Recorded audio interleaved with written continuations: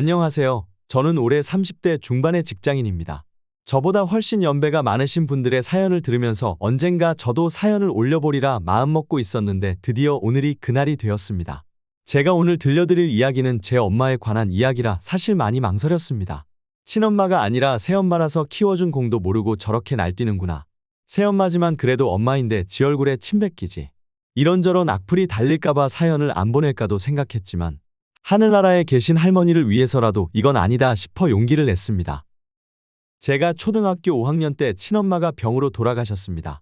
그 후 저는 아빠와 할머니와 함께 3년을 살았죠. 제가 중학교 3학년이 되던 해 아빠는 재혼을 하셨고 새엄마가 우리 집에 들어오게 되었습니다. 사춘기 시절이라 반항심이 생길 법도 했지만 새엄마는 저에게 정말 잘해주셨어요. 제가 학교에서 돌아오면 항상 맛있는 저녁을 차려주셨고 웃는 얼굴로 대해주셨어요. 하지만 새엄마에게는 큰 결점이 있었습니다. 당시 78세이셨던 저희 할머니를 대하는 태도였어요. 할머니는 연세도 많으시고 약간의 치매 증상도 있으셨는데 새엄마는 할머니를 너무나 냉정하게 대했습니다. 아빠가 지방 출장을 가실 때면 할머니 식사를 제대로 챙기지 않았어요. 옆집에 놀러가서 시간을 보내다가 제가 학교에서 돌아올 시간에 맞춰서야 집에 왔죠.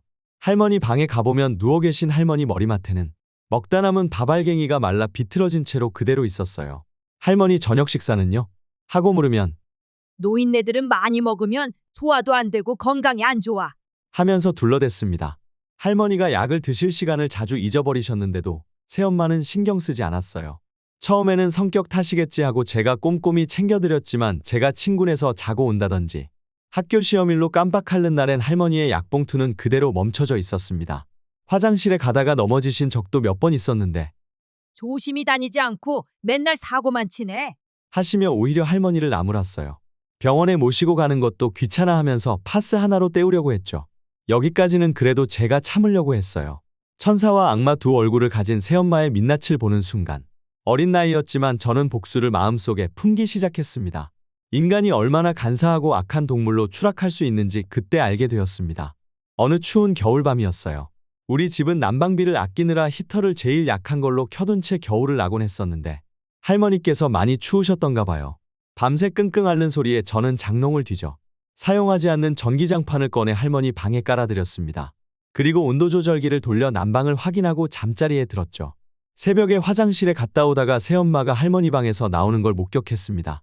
새엄마도 할머니가 추울까봐 걱정이 되셨나 보구나 생각했죠.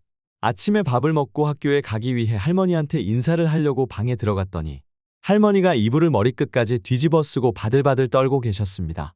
이불 속으로 손을 넣어보니 싸늘하게 식어있는 전기장판.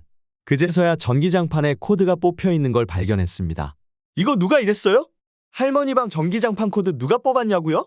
저는 새엄마 앞에 코드선을 냅다 집어던지며 고래고래 소리를 질렀습니다. 너무 더울 것 같아서 내가 뺐지. 미안해. 그날 이후로 저는 새엄마를 달리 봤습니다. 당신은 그전과 다름없이 나한테 잘해주셨지만 이미 선 넘은 새엄마의 이중인격은 돌아선 제 마음을 돌리지 못했습니다. 극이다 결정적인 한 방이 더해지는 사건이 일어났습니다. 어느 더운 여름날, 저는 우연히 새엄마와 아빠의 대화를 엿듣게 되었습니다. 당신, 우리 아들과 어머님 잘 보살펴줘서 너무 고마워.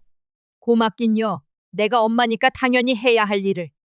아들은 나중에 우리 둘이 늙었을 때 보험이나 마찬가지니 잘해야죠. 우리가 돈이 있나 집이 있나 아들만 바라보고 살 텐데. 그 순간 저는 충격을 받았습니다. 제가 단순히 노후 보험용이었다니. 그제서야 할머니를 홀대하는 이유도 이해가 됐죠. 할머니는 새엄마에게 아무런 쓸모가 없는 존재였던 거예요. 저는 그때부터 더욱 열심히 공부했고 좋은 대학을 나와 대기업에 취직했습니다. 시간이 흘러 할머니는 돌아가셨고 저는 결혼을 했죠. 이제 새엄마도 70대가 되어 예전 할머니처럼 몸이 많이 안 좋아지셨습니다.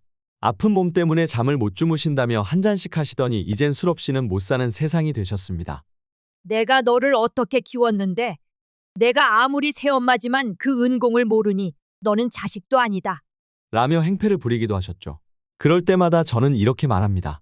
그때 나한테 하는 거 반만이라도 할머니한테 잘했어야죠. 나는 사람이지 당신 보험용이 아니에요. 지금도 새엄마는 은근히 저희와 함께 살고 싶어 하시지만 저는 단호하게 선을 긋습니다. 제가 어릴 적 할머니를 그렇게 냉정하게 대하던 모습들이 아직도 선명하게 기억나거든요. 손떨림이 심해 여기저기 음식을 많이 흘리면서 식사하시는 걸 보고는 오늘부터는 여기서 식사해요. 하면서 밥그릇을 할머니 방에 휙 던지다시피 하셨죠. 고개를 떨군 채 난처해 하시던 할머니의 모습이 아직도 눈에 선합니다.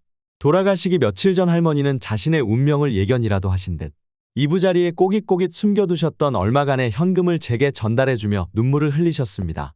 내 죽는 건 한이 없는데 우리 준식이 못 볼까봐 그게 한이 되네. 그리고 할머니는 한 달을 채 못 넘기고 하늘나라 별이 되셨습니다. 심성착하신 할머니는 벌써 새엄마를 용서하셨겠죠? 하지만 저는 인륜을 저버린 당신을 아직 용서할 수 없습니다. 저는 당신의 노후 보험용이 아닌 그냥 평범한 아들이기를 바랬어요. 할머니 또한 오늘 내일하며 언제 죽을지 모르는 아무 쓸모없는 노인네가 아니라 당신이 사랑해서 같이 살고 있는 한 남자의 엄마였다는 사실만 알아줬으면 했었어요. 우린 말이 필요 없는 가족이었으니까요.